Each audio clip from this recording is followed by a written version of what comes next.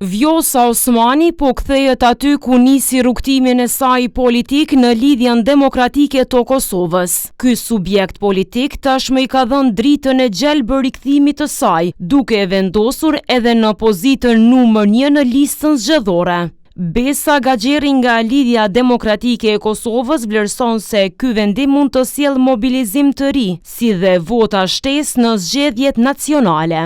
Kthimi i zonjës Osmani në LDK ka historinë e vet, por momentumi politik për Kosovën është i volitshëm që zonja Osmani të kthehet në shtëpinë e vet, të bashkojmë të gjitha forcat si Lidhja Demokratike e Kosovës dhe të dalim përballë një momentumi ose Zotit Kurti, i cili vërtet Kosovën tashmë e ka futur në një udhkryq të thellë.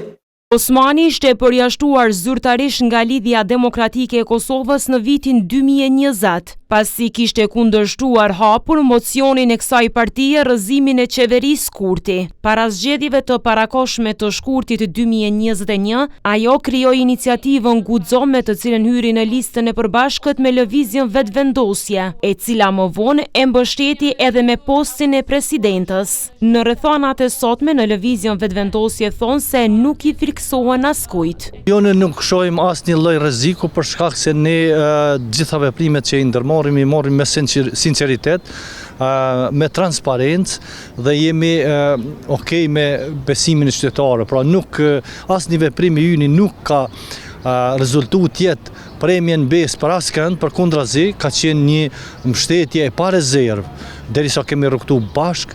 Rikthimi i Osmanit në LDK është i pritshëm edhe për Xhavit Halitin nga Partia Demokratike e Kosovës. Megjithatë, ai theksoi se gara e tyre mbetet vetëm për vendin e parë në zgjedhjet e 7 qershorit, duke e orientuar përballjen kryesore politike me vetvendosjen dhe jo me Vjosa Osmanin. Vjosa ka koketuar me gjitha partitë politike dhe me individ të caktuar, duke përfshirë dhe kryetarin e Lidhjes Demokratike për interesat e saj që i ka pas që të rizgjedhet presidente.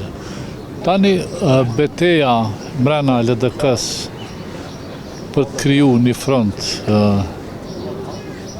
politik, do të thoja, kundër vetvendosjes, varet prej tyre se si janë të organizuar. Në Lidhjen Demokratike të Kosovës, Vjosa Osmani nisi angazhimin politik, duke u zgjedhur për herë të parë deputete në Kuvendin e Kosovës në vitin 2011 dhe duke u rizgjedhur në disa mandate radhazi si një nga figurat më të spikatura të partisë.